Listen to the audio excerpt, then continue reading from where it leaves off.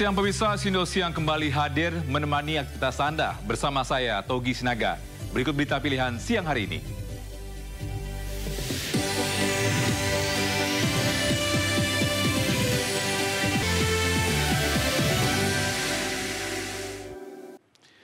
Pemirsa, kita awali informasi hari ini dari ibu kota di mana banjir rob kembali merendam permukiman warga di kawasan Muara Angke, Penjaringan, Jakarta Utara. Ketinggian banjir mencapai 50 cm membuat aktivitas warga terganggu.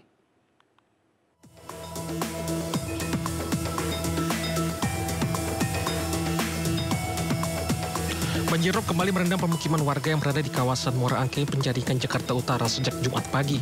Banjir yang terjadi akibat pasang air laut ini membuat ratusan rumah di RT 12 RW 22 Muara Angke terendam. Tak hanya permukiman warga, banjir juga mencapai ketinggian 50 cm merendam ruas jalan sehingga tak dapat dilalui oleh kendaraan sepeda motor. Akibat banjir, aktivitas warga terganggu dan sudah ada warga yang akan mengungsi ke rumah kerabatnya. Sementara petugas sumber daya air yang berada di lokasi mempersiapkan pompa air untuk atasi banjir rob. Tapi dalam, Bu? Pokoknya di gang saya itu ya udah segini sih, segini. Sedengkul? Sepaha lah. Paha, ini lebih dalam berarti? Wah, ini bukan lagi nih, Mas. Ini parah, terus parah, Bu? Kenapa? Iya, parah. Tapi ada yang lebih parahnya. Segini Pak bisa. Seleher bisa ya? Bisa. Ini sejak dari subuh sih ya, udah ada peringatan dari BMKG gitu. Sekitaran 0 sampai 50 cm. Oke. 10 cm ya Bang ya? Iya. Nah saat ini petugas dari SD sendiri bagaimana nih? Ada pompa atau siaga atau seperti apa nih? Pompa ada di ujung, ini dialirin ke pompa. Pompa nanti ke laut. Meski sudah sering kali terjadi, namun belum ada penanggulangan efektif dari pemerintah Kota Jakarta. Dari Jakarta, Sofyan Firdaus melaporkan.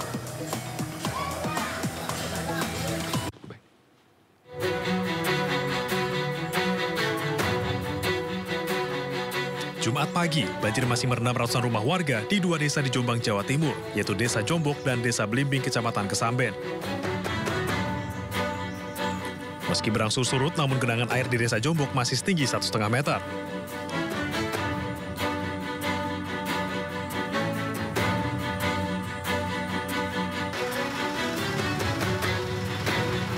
Meski sudah disediakan 3 tempat pengungsian oleh pemerintah, namun banyak warga yang memilih mengungsi di tempat lainnya, seperti musola, masjid, atau di rumah sanak saudaranya. Warga mengaku jumlah pengungsi di posko pengungsian terlalu banyak, sehingga mereka merasa kurang nyaman. Dari Jombang, Jawa Timur, Muhtar Bagus, iNews melaporkan. Ya, sementara misalnya sejumlah kebakaran rumah terjadi dini hari tadi di Jakarta. Kobaran api menghanguskan 5 rumah di 2 kontrakan di Galur, Kelurahan Tanah Tinggi, Jakarta Pusat. Api diduga akibat korsleting listrik dari salah satu kontrakan. Api baru padam setelah 20 unit mobil damkar berjibaku selama 2 jam.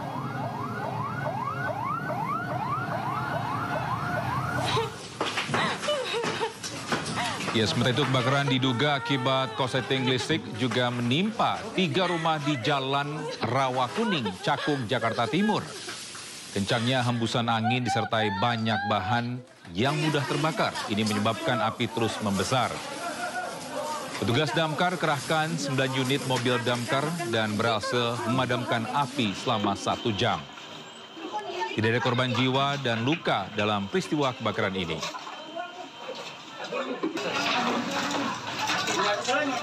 Kepolisian Yogyakarta membongkar praktek jual beli bayi yang melibatkan 2 orang bidan. Praktek ini telah berlangsung sejak 2010 dan para pelaku telah menjual puluhan bayi dengan harga puluhan juta rupiah per bayi.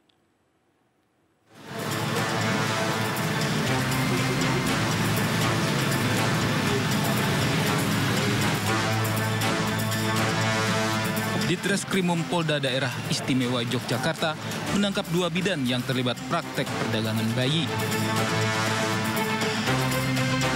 Keduanya merawat bayi yang baru lahir di luar nikah atau dari orang tua yang susah ekonominya. Mereka diadopsi secara ilegal, dirawat, lalu dijual ke orang tua yang mencari anak. Polisi, keduanya sudah memperjualbelikan bayi sejak tahun 2010. Untuk satu bayi dijual antara 55 juta hingga 65 juta rupiah tergantung jenis kelamin. Lalu tim kami dari Direksub 4 Remaja, Anak dan Wanita melakukan penyelidikan. Sehingga pada hari Senin tanggal 2 Desember 2024 terpantau ataupun terindikasi ada kesepakatan pembelian anak perempuan senilai 55 juta dan ada DP senilai 3 juta. Ini kami dapatkan dari nomor rekening tersangka. Berdasarkan hasil sementara pemeriksaan dari penyidik kami, diketahui dari kegiatan kedua tersangka tersebut telah mendapatkan data sebanyak 66 bayi yang terdiri dari bayi laki-laki 28 dan bayi perempuan 36 serta 2 bayi tanpa keterangan jenis kelaminnya. Tersangka dijerat Undang-Undang Perlindungan Anak dengan ancaman hukuman 15 tahun penjara. Di Yogyakarta, Gunanto Farhan, iNews melaporkan. Sementara itu, pasangan suami istri warga Kabupaten Bekasi, Jawa Barat viral lantaran dugaan kasus bayinya tertukar lalu meninggal. Menanggapi hal tersebut, Rumah Sakit Islam Cempaka Putih, Jakarta, tempat orang tua bayi melahirkan, menawarkan tes DNA gratis. Dalam suasana yang penuh keluarga. Muhammad Rauf dan Feni mendatangi kantor KPAI di kawasan Menteng, Jakarta Pusat setelah video curhatannya viral di media sosial. Meski dalam kondisi berduka, pasangan muda ini berupaya mencari keadilan. Pasalnya, Pak Sutri, warga Cikarang Selatan, Kabupaten Bekasi, Jawa Barat ini mengaku jika bayi mereka yang lahir pada 16 September lalu tertukar dengan bayi lain. Dugaan tersebut muncul karena pihak Rumah Sakit Islam Cempaka Putih Jakarta tidak menunjukkan sang bayi kepada ibunya. Sementara Rauf hanya diminta mengazankan bayi tanpa dijelaskan kondisi bayi termasuk jenis kelaminnya. Pihak keluarga juga dilarang melihat bayi dengan alasan masih dalam perawatan medis. Kemudian 2 hari setelah dilahirkan, bayi Rauf diinfokan meninggal. Rauf yakin jika bayi yang dilahirkan istrinya tidak bertahi lalat di wajah. Namun bayinya yang diinfokan meninggal memiliki tahi lalat. Tukarnya tuh karena bayi saya tuh dari awal lahir, ibunya nggak diperlihatkan. Gitu. Setelah bayi dibawa keluar, saya langsung azanin. Setelah itu anak saya dibawa buru-buru ke ruang NICU. Harapan saya ingin anak saya kembali lagi bersama saya dan rumah sakit bisa ditindak lanjut. Warahmatullahi wabarakatuh. Sementara itu, menanggapi kasus ini, pihak Rumah Sakit Islam Cempaka Putih mendatangi Rauf di tempat kerjanya. Tujuannya untuk menyelesaikan masalah ini secara kekeluargaan serta menawarkan tes DNA. Dan intinya kami dari Rumah Sakit Islam Cempaka Putih akan memfasilitasi proses pemeriksaan DNA untuk menguak kebenaran dan akan menanggung biaya yang diperlukan di laboratorium yang dipilih oleh Pak Rauf dan Bu Feni. Semoga hal ini bisa menjadi jalan kebaikan untuk kita semua. Meski awalnya Rauf dan Feni bersedia menempuh jalur kekeluargaan dan melakukan tes DNA, namun tawaran tersebut kini ditolak. Pasalnya Rauf merasa terintimidasi saat didatangi pihak rumah sakit ke pabrik tempatnya bekerja. Dari Jakarta, Rani Sanjaya, iNews melaporkan. Pemirsa, Komisi Perlindungan Anak Indonesia akan segera memanggil pihak Rumah Sakit Islam Cempaka Putih buntut dugaan tertukarnya bayi di Bekasi. Pemanggilan untuk mengklarifikasi aduan kedua orang tua bayi. Dari keinginan dan harapan keluarga ini, tentu KPAI sudah menerima semua dokumen itu, termasuk juga video-video yang ada yang relevan dengan kasus ini. Kemudian selanjutnya KPAI tentu akan memanggil rumah sakit ya untuk mengklarifikasi terkait aduan yang masuk ke kami, dan tentu kami akan mendalami dan termasuk juga penyelesaian seperti apa yang memungkinkan untuk dilakukan sesuai dengan tusi KPAI gitu. Tentu informasi yang disampaikan keluarga ini nanti kami akan klarifikasi ya. Klarifikasi apakah memang seperti itu peristiwanya gitu ya. Ya seharusnya ketika bayi lahir setidaknya tentu keluarga punya harapan terkait jenis kelamin seperti apa gitu ya. Kemudian ya informasi tentang bayi gitu ya. Tapi dari pihak pengadu itu tidak didapatkan gitu ya. Dan tentu kalau memang ini seperti itu ya tentu sangat kita sayangkan. Kita ke informasi lainnya, pemirsa, jumlah korban pelecehan seksual oleh Agus difabel bertambah menjadi 17 orang. Masa tahanan Agus pun diperpanjang hingga 40 hari ke depan.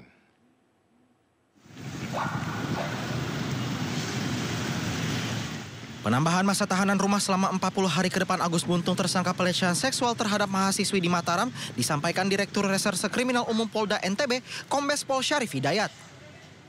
Perpanjangan masa tahanan rumah Agus dilakukan menyusul telah habisnya masa tahanan rumah pertama. Untuk tentara, karena kita sudah lakukan perpanjangan 40 hari ke depan terkait dengan penahanan rumah, nanti ada penilaian. Karena ini masih proses ditangani oleh penyidik, kami berkomitmen tetap masih ada di 40 hari ke depan. Sementara itu pendamping korban Ade Latifah menjelaskan jika jumlah korban Agus Buntung bertambah menjadi 17 orang, 2 diantaranya adalah anak-anak.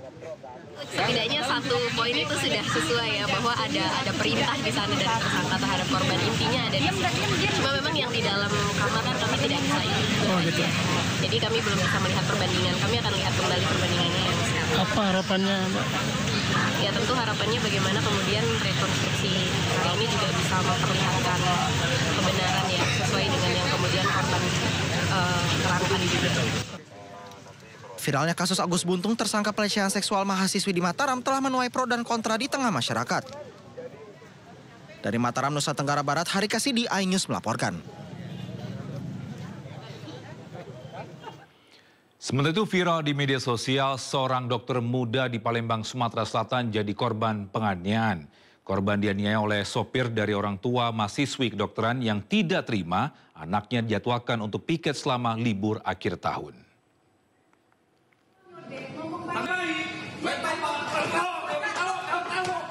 Inilah detik-detik dua pria terlibat baku hantam di sebuah toko kue di Jalan Demang Lebar Daun, Palembang, Sumatera Selatan.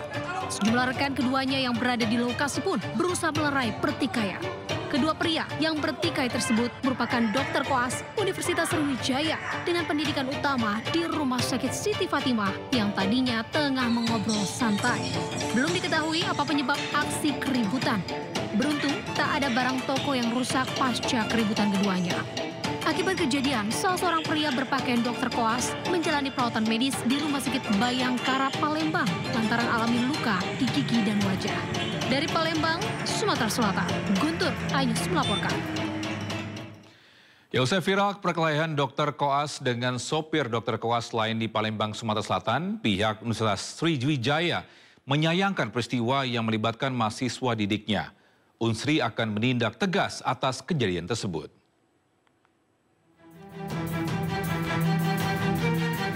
Dekan Fakultas Kedokteran Universitas Sriwijaya, Dr. Sarif Hussein, menyayangkan perkelahian antara dua pria yang salah satu di antaranya merupakan dokter koas yang terjadi di toko kue di Jalan Demang Lebar Daun, Palembang, Sumatera Selatan.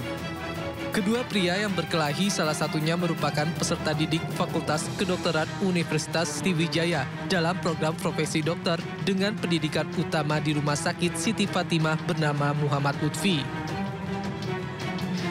Muhammad Lutfi dianiaya oleh sopir dokter koas Lady Aurelia Pramesti terkait jadwal jaga di libur Nataru. Usai mendapat laporan perkelahian, pihak fakultas langsung mengadakan rapat koordinasi untuk meminta pada rektor memproses insiden tersebut. Setelah kami menerima laporan tersebut pada hari kemarin, telah juga kami lakukan, telah kami dapatkan kronologi alur cerita yang sebenarnya yang terjadi dari laporan, baik dari saksi anak-anak kami yang ada di tempat kejadian. Setelah itu kami lapor ke rektor, ya, dan kami bersurat pada pagi hari ini juga, ya, kami minta kepada rektor proses yang semestinya. Sementara Divisi Humas Rumah Sakit Siti Fatimah menjelaskan jika perkelahian terjadi saat kedua dokter koas tersebut berada di luar jam tugas. Jadi memang kita membenarkan bahwa kita menjadi lahan saat ini, menjadi lahan praktek mereka profesi dokter atas kedua mahasiswa tersebut, koas tersebut. Tetapi untuk masalah kejadian tersebut itu di luar tanggung jawab Siti Fatimah. Karena satu, pertama kejadian di luar lahan RSUD Siti Fatimah. Kedua, masalah yang menjadi pemicu di dalam hal ini itu memang betul diatur oleh anak-anak sendiri. Sebelumnya, dua pria terlibat baku hantam di sebuah toko kue di Jalan Demang Lebar Daun, Palembang, Sumatera Selatan.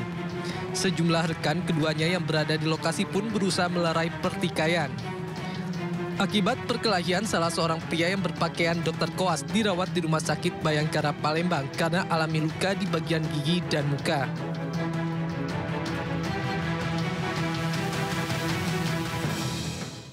Ya, sementara itu pelaku penganiayaan terhadap dokter koas di Palembang, Sumatera Selatan akhirnya dilaporkan ke polisi. Di pihak lain, penganiaya dokter koas meminta maaf dan ingin berdamai. Didampingi tim kuasa hukumnya, terlapor kasus penganiayaan dokter koas di Palembang memenuhi panggilan Polda Sumatera Selatan.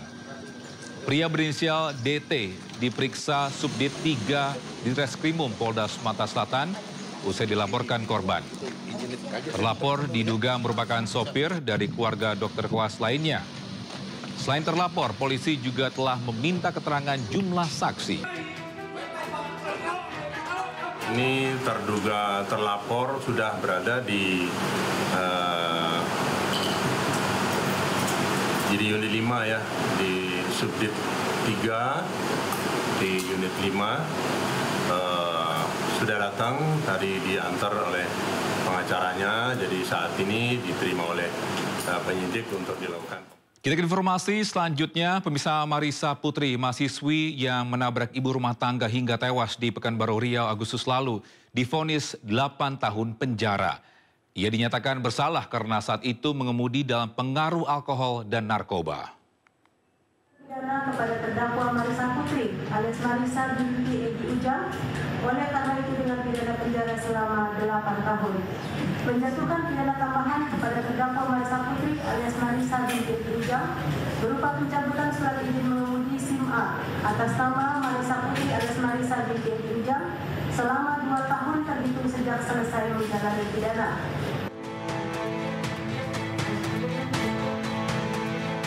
Hakim Ketua Pengadilan Negeri Pekanbaru Riau, Hendah Karmila Dewi, menyatakan Marisa Putri terbukti bersalah menabrak seorang ibu rumah tangga, Renti Marningsi, 46 tahun hingga meninggal dunia.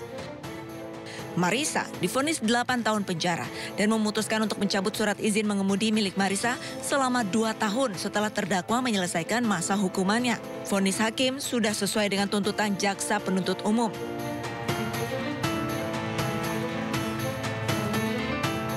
Terkait dengan putusan tersebut, Marisa Putri menyatakan menerima setelah berdiskusi dengan kuasa hukumnya. Sebelumnya, pada Agustus lalu, kecelakaan maut terjadi di Jalan Tuanku, Tambusai, Pekanbaru Riau. Seorang ibu rumah tangga yang mengendarai motor ditabrak mobil yang dikendarai seorang mahasiswi, Marisa Putri. Usai menabrak, Marisa tidak menolong korban dan tetap melaju hingga akhirnya mobilnya dihentikan warga. Dari hasil pemeriksaan terungkap, Marisa mengemudi dalam kondisi mabuk dan narkoba usai pulang dari tempat hiburan malam. Marisa mengaku tidak sadar telah menabrak korban dan meminta maaf kepada keluarga korban. Sama sekali tidak dalam keadaan sadar dan tidak sengaja menabrak korban, dan saya sangat menyesal sekali atas kelalaian saya. Saya sangat menyesal atas apa yang telah saya lakukan. Tapi saya benar-benar tidak sengaja menabrak korban dan dalam keadaan tidak sadar. Dari Pekanbaru Riau, Indra Yose Rizal, iNews melaporkan.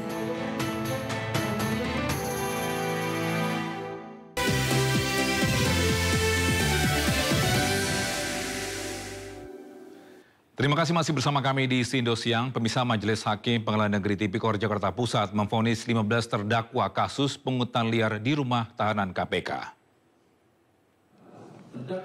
Majelis Hakim menyatakan para terdakwa terbukti melakukan korupsi secara bersama-sama sesuai dengan dakwaan tunggal jaksa KPK.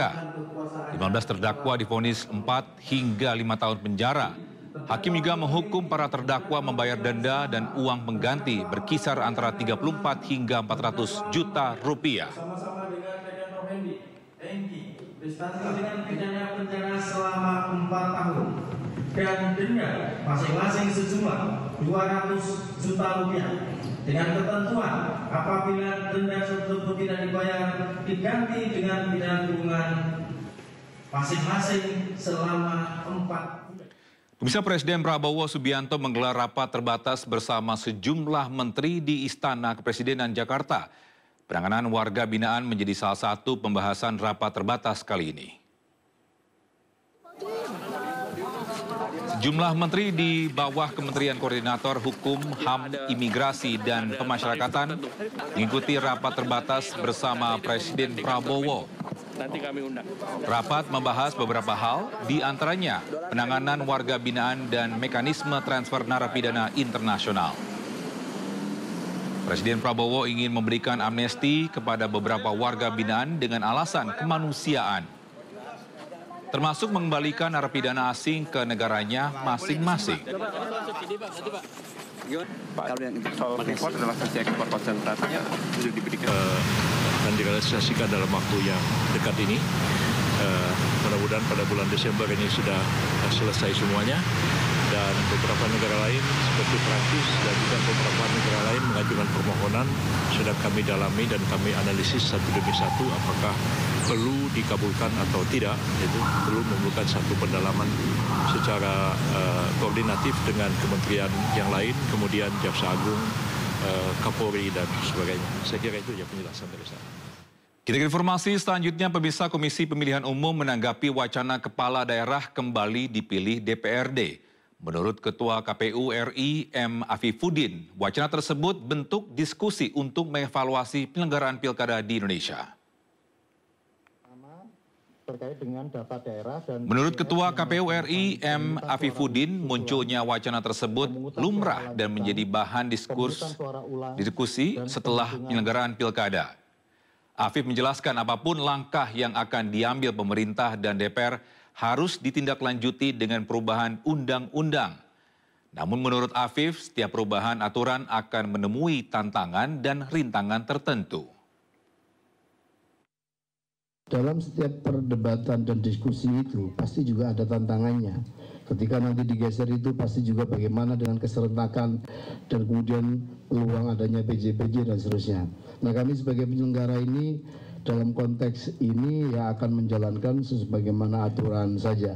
Diskursus soal misalnya kepala daerah dipilih DPRD kan juga bukan tidak pernah, kita pernah mengalami. Sama seperti kita menjelang 2024, kita berdiskusi seputar apakah kita kembali menganut sistem proporsional dengan daftar nama terbuka tertutup, itu kan sempat muncul juga dinamikanya. Ya, sementara itu guna memangkas biaya, Presiden Prabowo Subianto mengusulkan kepala daerah dipilih oleh DPRD. Menanggapi hal tersebut, PDIP menyampaikan kedaulatan rakyat adalah prinsip utama dalam pemilu. Soal pemilu dipilih DPRD, ya, saya kira kami di PD Perjuangan tidak akan terburu-buru. Yang pasti kami menganut prinsip kedaulatan rakyat adalah prinsip paling utama dalam pemilu. Vox Populi, Vox Dei. Suara rakyat, suara Tuhan. Dan kedaulatan rakyat itu dikejawantahkan melalui pemilu langsung. Soal biaya mahal, pilkada berbiaya mahal, itu karena hilangnya moral, etika, dan keserakahan yang ingin mengangkahi peraturan dan perundang-undangan. Itu yang membuat biaya mahal. Jadi jangan hanya menyalahkan rakyat biaya mahal, karena yang menyaburkan uang itu kan memang dari elit politik sendiri. Kan itu, partai-partai yang membangun basis dukungan di bawah pasti tidak perlu uang besar-besar. Kan begitu ini logikanya. Tapi kalau mau main jalan pintas, mau tidak mau pasti main uang besar. Jadi periksa dulu ke dalam partai politiknya.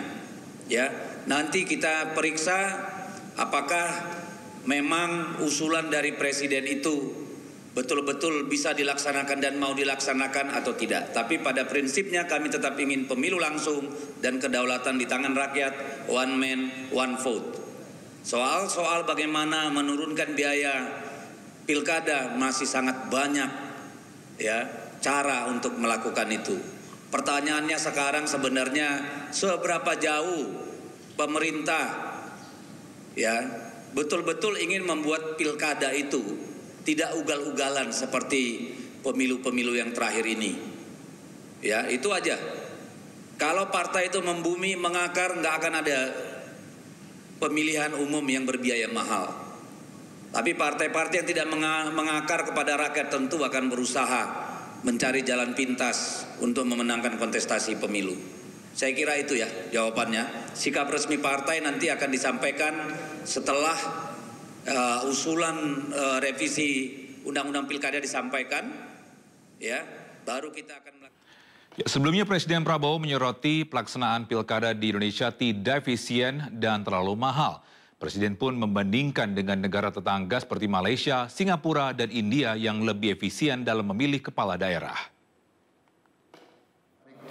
Pemikiran Ketua Umum Partai Golkar, menurut saya hari ini yang paling penting yang disampaikan Ketua Umum Partai Golkar tadi, bahwa kita semua merasakan demokrasi kita yang kita jalankan ada suatu atau ada beberapa hal yang harus kita perbaiki bersama-sama.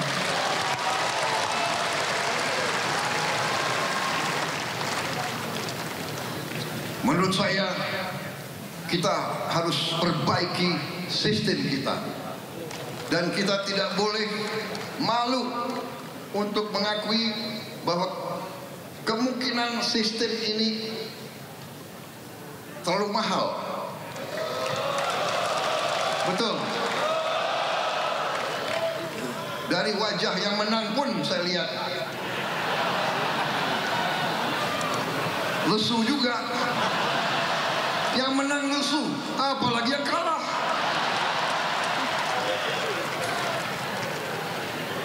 Kita harus berani mengoreksi diri. Karena itu saya hargai bahwa Ketua Umum Saudara itu jeli. Itu saya katakan, beliau ini cerdas. Makanya nanti anak-anak Indonesia harus banyak makan ikan. Kembali ke yang serius ya, ini benar. Ketua Umum Partai Golkar, salah satu partai besar, tapi menyampaikan perlu ada pemikiran memperbaiki sistem partai politik. Apalagi ada Mbak Puan, kawan-kawan dari PDIP, kawan-kawan partai-partai lain, mari kita berpikir, mari kita tanya, apa sistem ini berapa puluh triliun habis dalam 1-2 hari dari negara maupun dari tokoh-tokoh politik masing-masing. Ya, saya lihat negara-negara kita, tetangga kita efisien. Ya, Malaysia, Singapura, India. Sekali milih anggota DPRD, sekali milih, ya sudah. DPRD itulah milih gubernur, milih bupati.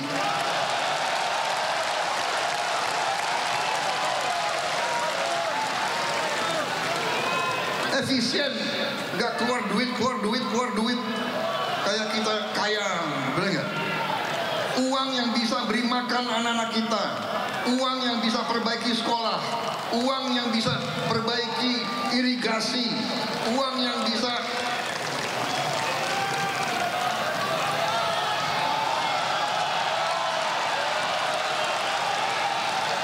ini sebetulnya begitu banyak ketua umum partai di sini, sebetulnya kita bisa putuskan malam hari ini juga, gimana?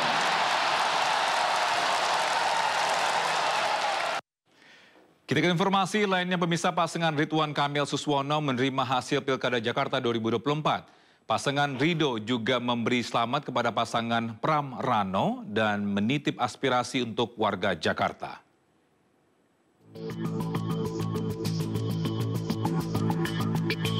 Pasangan Cagup-Cawagup nomor urut 1 Jakarta, Ridwan Kamil Suswono, memberikan selamat kepada pasangan Cagup-Cawagup Jakarta terpilih Pramono Rano. Ridwan Kamil juga mengakui kekalahannya dalam kontestasi pemilihan Gubernur Jakarta 2024. Hal ini diumumkan usai tim Ridho batal ajukan gugatan hasil pilkada ke Mahkamah Konstitusi dengan batas waktu yang telah ditentukan. Pasangan Ridho mengucapkan selamat kepada paslon nomor urut 3 Jakarta, Pramono Anung Rano Karno, yang memperoleh 2,1 juta suara. Ridho lantas menitipkan aspirasi dari para pendukungnya kepada Pramono Rano usai Ridho hanya memperoleh 1,7 juta suara di Jakarta. Akhirnya pasangan Ridho memutuskan untuk menerima hasil Pilkada Jakarta yang telah ditetapkan oleh KPUD. Dengan begitu, kami mengucapkan selamat kepada Mas Pramono Anung dan Bang Rano Karno yang akan memimpin Jakarta di 5 tahun ke depan. Terima kasih untuk kompetisinya yang menjadi pembelajaran. Sementara di akun Instagram Rano Karno, ia mengunggah foto bersama Ridwan Kamil dengan tulisan "Politik sekedarnya, persahabatan selamanya".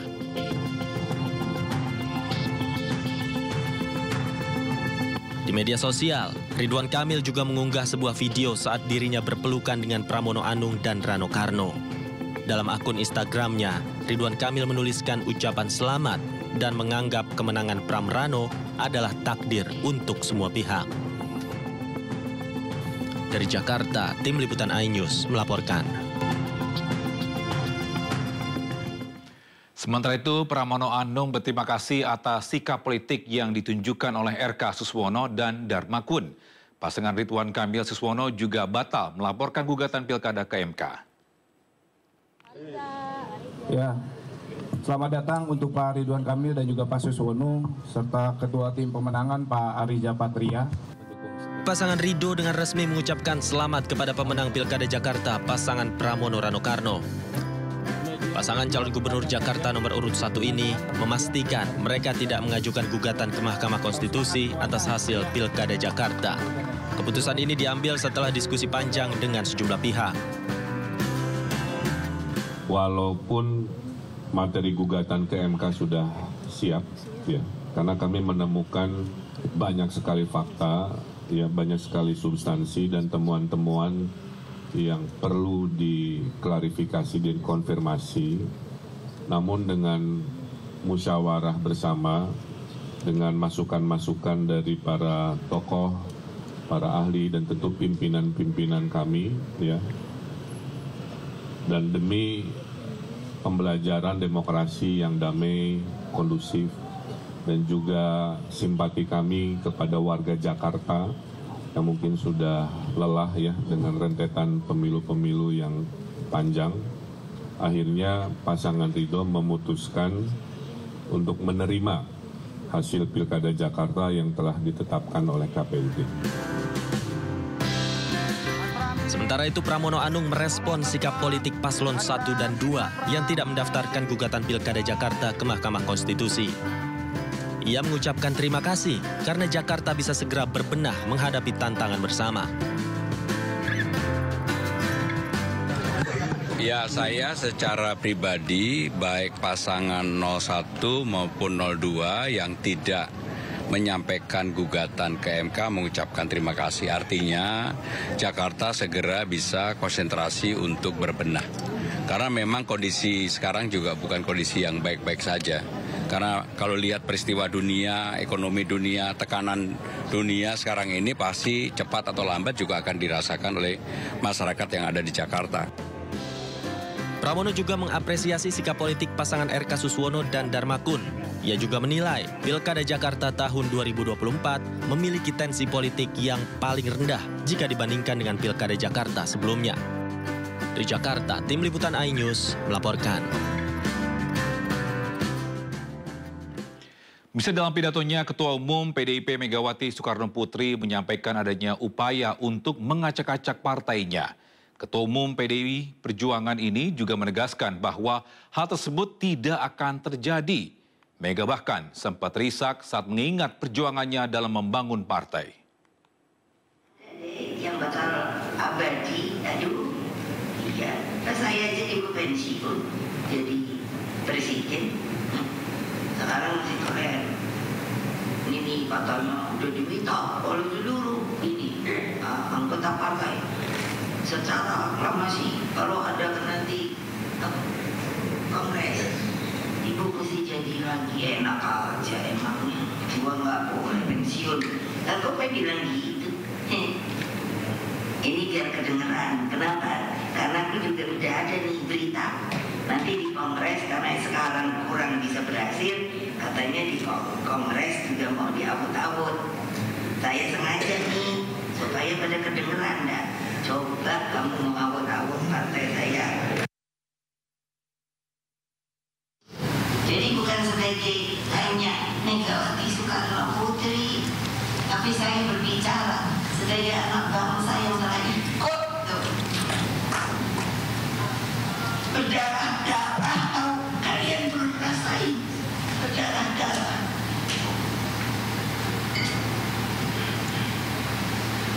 Udah, soalnya nanti bikin nangis. Pemirsa, Ketua Umum DPP Partai Perindo Angela Tano Sudibyo ini resmi melantik jajaran pengurus Dewan Pimpinan Pusat Partai Perindo periode 2024 hingga 2029 di Aula DPP Partai Perindo Jakarta Pusat. Pelantikan pengurus pusat ini juga akan dilanjutkan dengan pelantikan pengurus wilayah dan daerah sebagai bentuk transformasi Partai Perindo menjadi lebih maju dan profesional.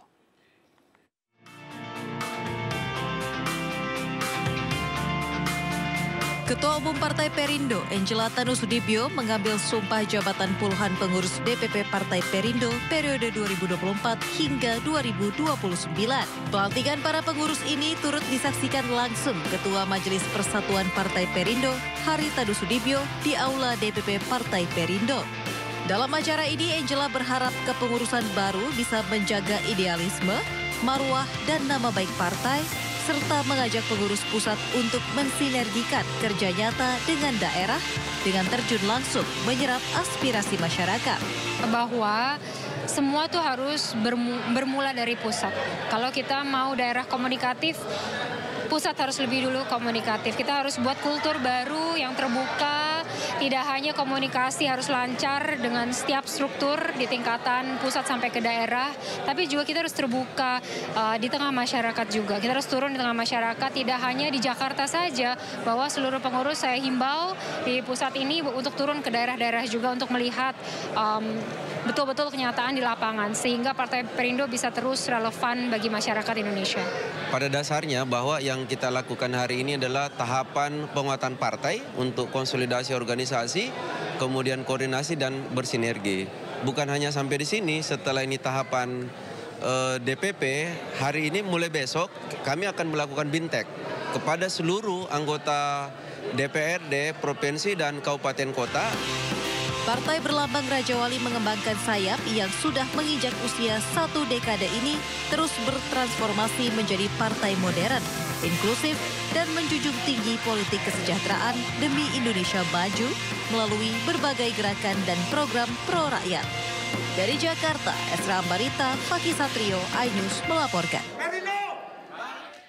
Pemirsa, bertransformasi ke arah yang lebih baik menjadi pesan Ketua Umum DPP Partai Perindo Angela Tano Sudibyo kepada seluruh peserta bimbingan teknis Partai Perindo 2024. Acara ini digelar untuk meningkatkan kompetensi para anggota legislatif terpilih Partai Perindo agar dapat menjadi ujung tombak partai di masa depan.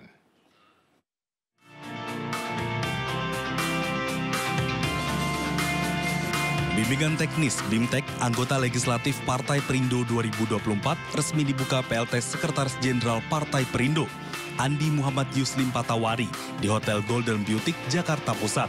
Acara yang digelar dari tanggal 12 hingga 15 Desember 2024 ini guna meningkatkan kompetensi para anggota legislatif yang merupakan ujung tombak dari partai untuk masa depan, agar dapat memaksimalkan 3 fungsi utama, mulai dari legislasi, budgeting, dan pengawasan, serta menjalankan program yang membantu masyarakat. Sejumlah tokoh nasional juga dihadirkan dalam meningkatkan pengetahuan para kesatria dan Srikandi pejuang partai berlambang Raja Wali mengembangkan sayap ini. Para peserta BIMTEK yang datang dari seluruh penjuru tanah air ini juga diharapkan dapat bertransformasi ke arah yang lebih baik sesuai pesan dari Ketua Umum DPP Partai Perindo, Angela Tanusudibyo. Jadi memang gagasan hari ini Partai Perindo sudah 10 tahun. Kita mengevaluasi diri mana yang kurang, mana yang perlu ditambahkan, dan mana yang perlu untuk kita lanjutkan. Bu Angela meminta semua kader-kader yang paling penting itu adalah membangun sebanyak-banyaknya pekerjaan, membangun sebanyak-banyaknya aktivitas yang memang langsung ke akar rumput.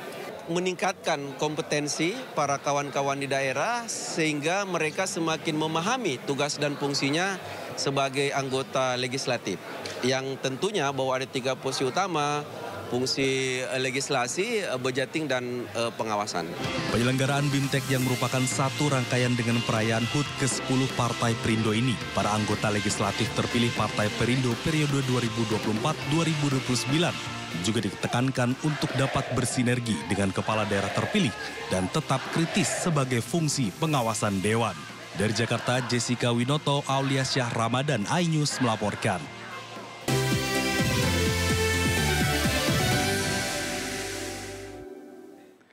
Terima kasih masih bersama kami di Sido Siang. Pemirsa, terowongan silaturahmi menjadi ikon toleransi dan persatuan antara umat beragama yang menghubungkan Masjid Istiqlal dan Gereja Katedral. Terowongan sepanjang 28,3 meter ini membentang luas dilengkapi dengan galeri diorama yang menampilkan tangan saling menyentuh melambangkan persatuan dan kerendahan hati. Bisa terowongan silaturahmi Masjid Istiqlal dan Gereja Katedral diresmikan oleh Presiden RI Prabowo Subianto sejak Kamis 12 Desember 2024. Terowongan ini dibangun dalam mempermudah akses antar bangunan ibadah, yakni antara Gereja Katedral dan Masjid Istiqlal. Pembangunan terowongan silaturahmi Istiqlal Katedral ini sudah mulai dikerjakan pada 2020 dan selesai pada 2021 dengan anggaran 38,9 miliar rupiah. Akses belum dibuka sepenuhnya karena masih ada pembangunan seperti hiasan seni di dinding. Galeri bernama Galeri Diorama bertema Wat Hati atau Jembatan Hati karya seniman Sunaryo yang memiliki makna tangan saling menyentuh yang menggambarkan rendah hati yang lahir dari lubuk hati paling dalam. Lantai yang diukur dengan garis melingkar dan memusat di tengah serta penyinaran lampu yang bermakna pertemuan mendapatkan pencerahan. Ini menggambarkan 2 perbedaan menjadi satu, dalam hal ini Istiqlal dan Katedral.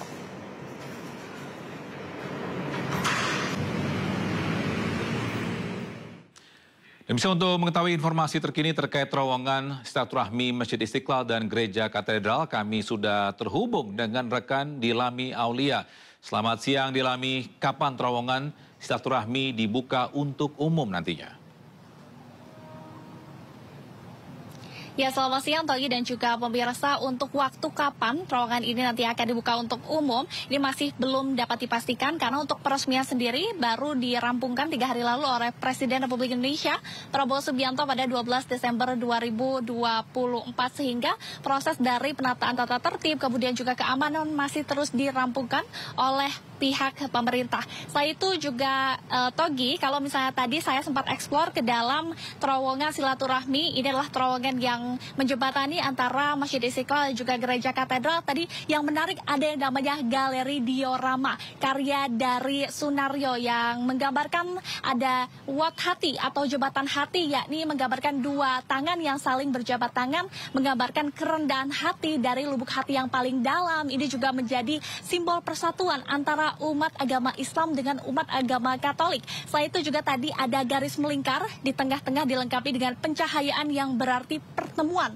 Selain itu tadi juga saya sayup-sayup mendengar suara beduk dari umat agama Islam, kemudian juga digabungkan dengan lonceng dari umat agama Katolik. Ini berarti memang toleransi dan persatuan antara umat beragama di Indonesia sangatlah kental, begitu terasa. Dan juga kalau misalnya tadi saya melihat jembatan ini berada di bawah Jalan Katedral, terbentang sepanjang 28 meter dengan tinggi 3 meter dan juga lebar 4 meter. Ini suasananya sangatlah syahdu begitu ya. Tadi dilengkapi dengan kesenian-kesenian dari galeri diorama. Begitu, Togi. Kami terkait mungkin jam untuk bisa berkunjung ini, jam berapa dibuka dan tutup nantinya? Ya baik Togi, memang untuk informasi dari jam berapa nantinya dibuka memang masih belum dijabarkan begitu ya. Tapi kalau misalnya kita melihat seperti bangunan pemerintahan ataupun fasilitas umum biasanya memang dibuka mulai dari pukul 9 hingga pukul 5 sore hari. Namun ini kan adalah jembatan penghubung begitu ya antara Masjid Istiqlal dan juga Gereja Katedral. Apakah nantinya akan dibuka 24 jam? Ini juga yang masih kita nantikan bersama-sama. Mengingat Prabowo Subianto, Presiden Republik Indonesia ini juga sangatlah antusias dan semangat terkait dengan dibukanya kedua jalur ini, tidak hanya menjadi jalur bagi penyeberangan saja begitu ya dari bawah tanah, ini juga menjadi simbol kesatuan dari bangsa Indonesia itu sendiri. Togi. Baik, terima kasih Dilami Aulia atas laporannya dari terowongan Istiqlal Katedral Jakarta. Selamat bertugas kembali dan salam sehat. Bisa jelang Natal dan Tahun Baru 2024-2025, harga kebutuhan pokok di berbagai daerah mulai mengalami lonjakan. Di Pasar Palmerah Jakarta, harga telur ayam tembus hingga Rp33.000 per kilogram. Harga telur ayam ini meroket dari harga awal Rp25.000 menjadi Rp30 hingga Rp33.000 per kilogram di Pasar Palmerah Jakarta. Sementara berbagai jenis minyak seperti minyak curah juga mengalami kenaikan dari harga awal Rp17.000 menjadi Rp22.000 per kilogramnya. Begitupun harga minyak subsidi minyak kita ini yang juga mengalami kenaikan dari harga semula Rp15.000 menjadi Rp18.000 per liternya. Para pedagang mengaku kenaikan harga mulai terjadi sejak 1 bulan terakhir. Kenaikan diduga karena faktor distribusi yang terhambat hingga melonjaknya permintaan jelang Natal dan Tahun Baru.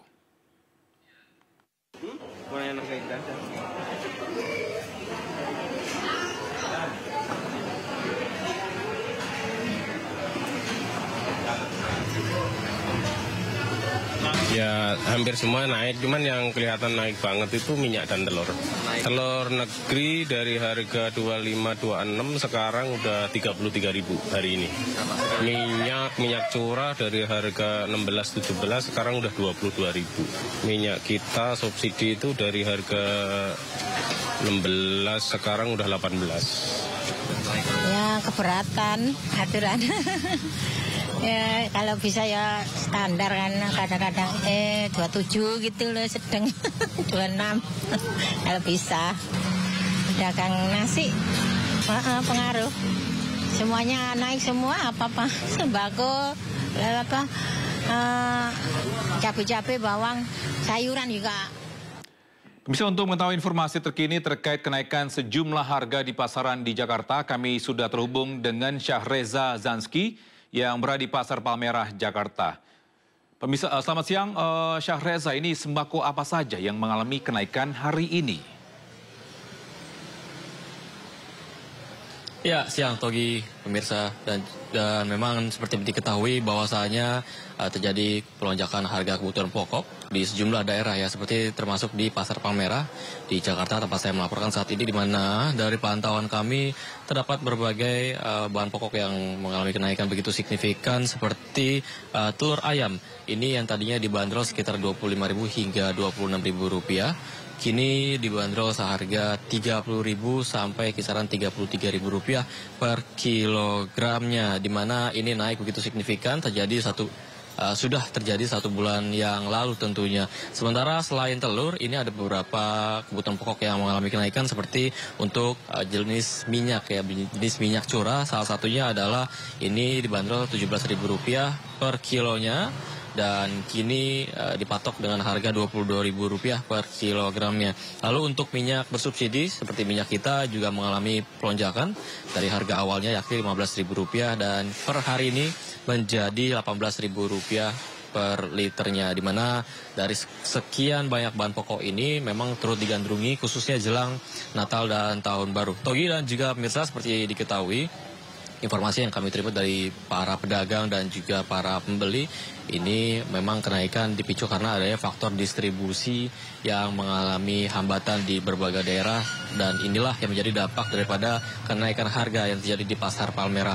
Kemudian ada juga faktor lain seperti melonjaknya permintaan dari para warga khususnya untuk jelang Natal dan Tahun Baru, sehingga lagi-lagi inilah yang jadi penyebab para pedagang ini harus menyesuaikan harga seperti yang ditetapkan oleh para pasar induk dan lain sebagainya. Dan tentunya Togi dan juga pemirsa, rasanya tidak cukup jika tidak menjabarkan harapan dari masyarakat, di mana mereka menginginkan agar pemerintah bisa segera turun tangan untuk menstabilkan harga kebutuhan pokok khususnya untuk menyambut Natal dan Tahun Baru 2024 hingga 2025.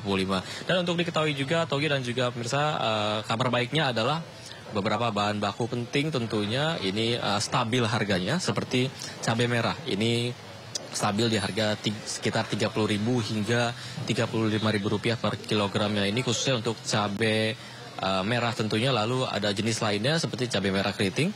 Ini dibanderol di harga Rp25.000 hingga Rp30.000.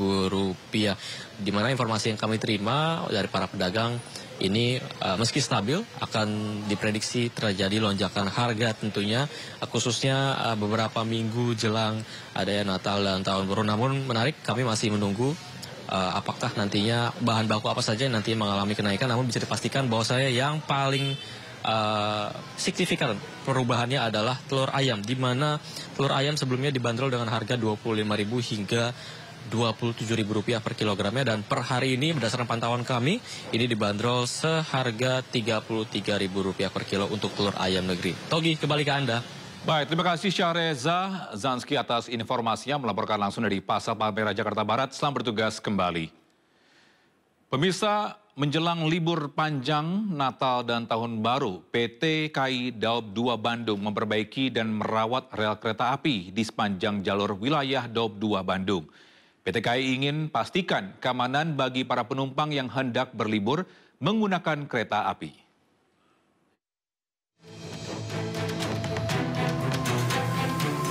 Menjelang libur Natal dan Tahun Baru 2025, PT KAI Daerah Operasional Daob 2 Bandung melakukan persiapan perbaikan dan perawatan lokomotif kereta api di wilayah Daob 2 Bandung. Tak hanya itu, perawatan rel kereta api di sepanjang perlintasan kereta api juga dilakukan. Persiapan tersebut diantaranya pengukuran lintas rel hingga pengecekan bantalan rel kereta api sepanjang 410 km. Selain itu, pihak Daob 2 Bandung juga menyiagakan 92 petugas pengawas khusus di 88 titik rawan bencana, seperti titik longsor, titik banjir, dan jembatan rawan. Petugas tersebut akan disiagakan selama 24 jam untuk mengawasi jalur yang dilalui para penumpang saat libur Nataru menggunakan jasa transportasi kereta api. Semua harus layak dan handal beroperasi selama 24 jam melayani perjalanan kereta api penumpang dan kereta api barang. Nah, sebelum lokomotif dioperasikan, di depo lokomotif ini dilakukan perawatan dan pemeriksaan. PT KAI Daob 2 Bandung juga memastikan 100% perjalanan libur Nataru di tahun ini dipastikan aman bagi para pengguna jasa transportasi kereta api. Dari Bandung, Jawa Barat, Ervan David, iNews melaporkan. Pemirsa, upaya mewujudkan swasembada pangan secepatnya terus dilakukan pemerintah. Bahkan dalam waktu dekat, Presiden Prabowo Subianto segera menerbitkan 4 peraturan presiden atau Perpres untuk mengejar swasembada pangan. Presiden Prabowo Subianto secara resmi telah menyiapkan 4 peraturan presiden atau Perpres untuk mengejar target swasembada pangan. Dalam waktu dekat, Perpres tersebut akan segera ditandatangani dan harus segera dijalankan. Perpres swasembada pangan tersebut diantaranya terkait pembangunan irigasi, penyaluran pupuk subsidi, dan perluasan penyuluh pertanian lapangan atau PPL. Poin penting dalam Perpres terkait irigasi, pemerintah akan memaksimalkan pembangunan irigasi untuk pertanian di semua daerah. Dalam Perpres juga disebutkan pemerintah akan optimal menyalurkan pupuk subsidi kepada petani, serta akan memangkas berbagai regulasi penyaluran pupuk bersubsidi. Kemudian pemerintah akan memperbanyak dan memperluas peran penyuluh pertanian lapangan di daerah pertanian. Diharapkan dengan adanya Perpres swasembada pangan tersebut, seluruh jajaran kementerian dan lembaga terkait bergerak cepat mewujudkan kemandirian dan ketahanan pangan secara nasional.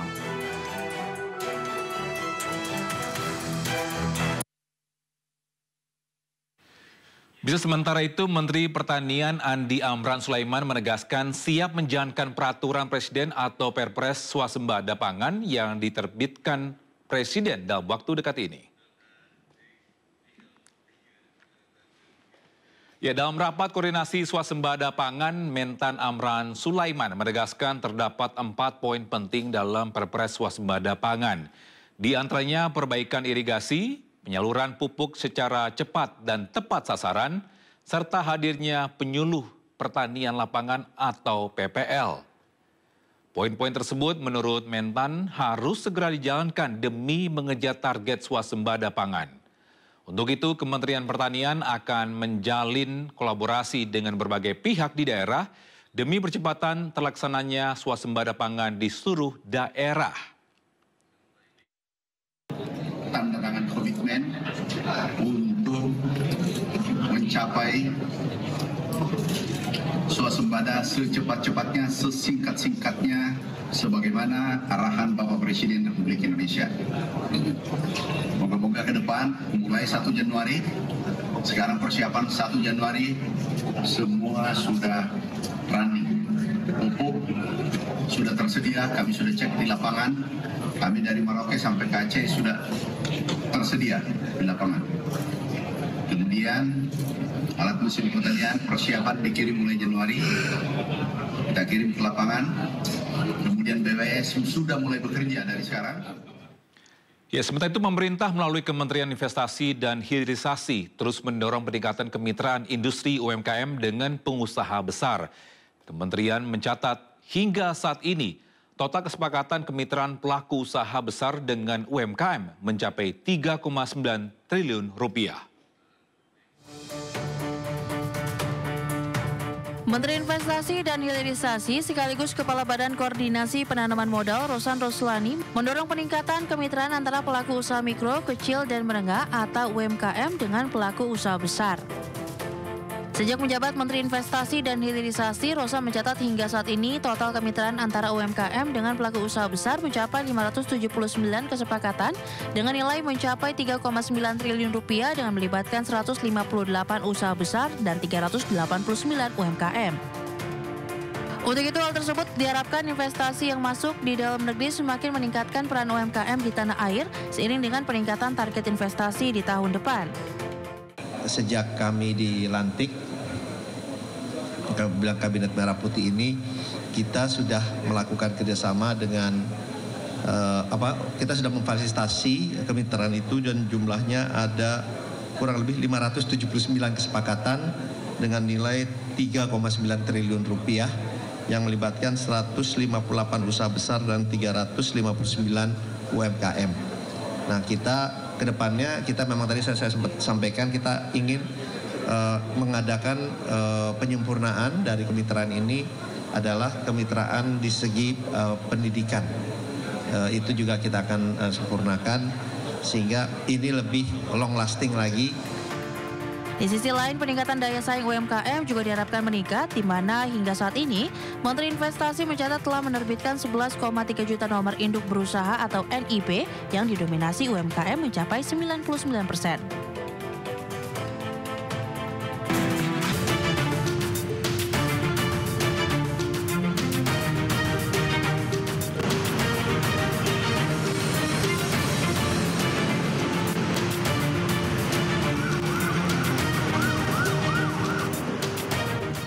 Dan bisa selanjutnya kami ajak Anda untuk mengetahui pantauan lalu lintas hari ini di sejumlah wilayah melalui pantauan CCTV Korlantas Polri. Dan kita sudah bergabung dengan Brigadir Treslinda di studio TMC Polri. Brigadir Treslinda, bagaimana pantauan arus lalu lintas di sejumlah titik di wilayah Indonesia melalui pantauan CCTV? Silakan.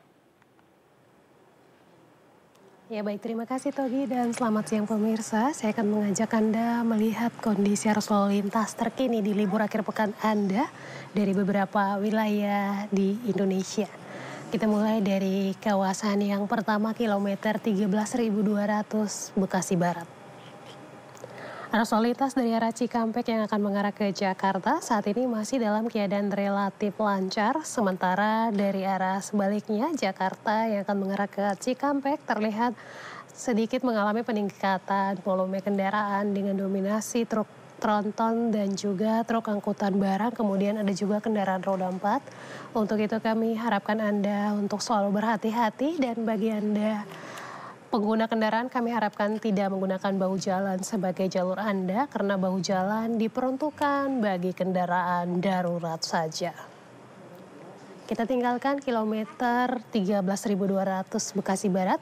Selanjutnya kita beralih ke Pospol Taman Safari Jawa Barat. Pemirsa, dari pantauan CCTV kami arus lalu lintas dari arah Jakarta yang akan mengarah ke Puncak saat ini dalam keadaan ramai lancar. Di arah sebaliknya Puncak yang akan mengarah ke Jakarta juga dalam keadaan ramai lancar dengan dominasi kendaraan roda 4 dan juga berplat nomor B yaitu Jakarta dan sekitarnya. Hal ini imbas dengan aktivitas masyarakat yang akan melakukan libur akhir pekan ke arah Puncak. Untuk itu kami harapkan Anda untuk mengikuti ketentuan yang dilakukan Polres Bogor Kota demi terciptanya kelancaran dan keamanan dalam berlalu lintas di kawasan ini. Kemudian apabila ada aturan-aturan yang memang diberlakukan, kami harapkan Anda dapat mencari jalur alternatif lain sehingga membantu petugas kami di lapangan dalam melakukan tugasnya. Kemudian dari Taman Safari Jawa Barat kita beralih ke kawasan Simpang Dago, Bandung, Jawa Barat.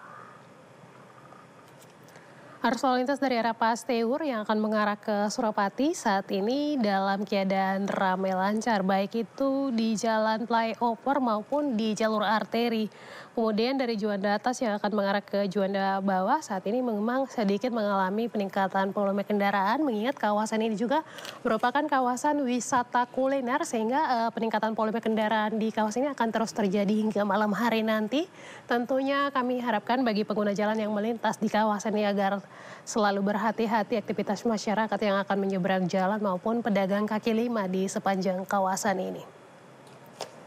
Kita tinggalkan Simpang Dago, Bandung, Jawa Barat. Yang terakhir kita pantau dari Simpang 6 Teku Umar, Bali.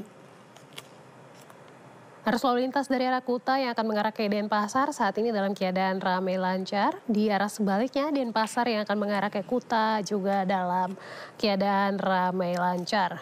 Kami harapkan Anda untuk tidak menerobos jalur berlawanan arah mengingat memang kawasan di sini ramai dengan aktivitas kendaraan yang akan berlalu lalang. Kemudian memang terdapat juga persimpangan. Untuk itu tetap jaga jarak aman kendaraan Anda dan batas kecepatan kendaraan Anda demi terciptanya lalu lintas yang aman dan juga lancar.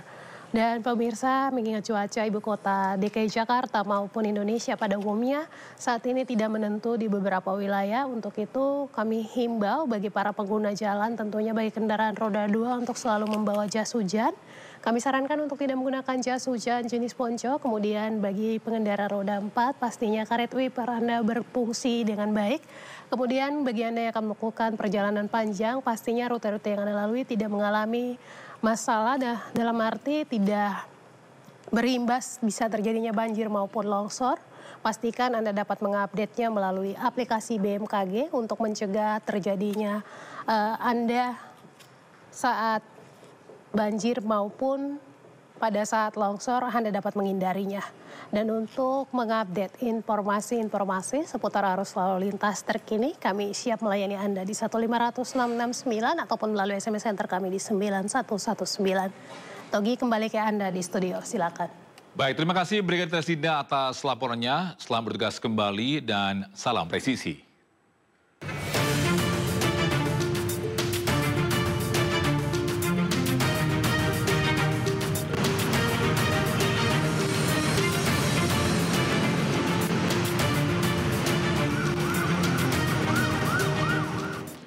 Misal Timnas eSport Indonesia menjadi juara Piala Dunia eFootball 2024 atau FIFA eWorld Cup 2024. Timnas eSport Indonesia yang diwakili Rizky Faidan, Elga Cahya, dan Akbar Paudie sukses menang tipis 2-1 atas Brasil.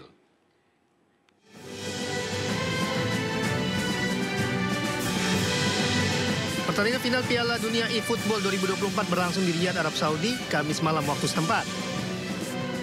Timnas eSport Indonesia berhadapan dengan Timnas Brasil dalam 2 game dengan format best of 3. Sempat tertinggal di laga pertama, namun mereka berhasil bangkit dengan mengunci kemenangan 2-1 di game pertama. Pada game kedua, Rizky Faidan dan Elga Cahya langsung mendominasi dengan permainan ofensif.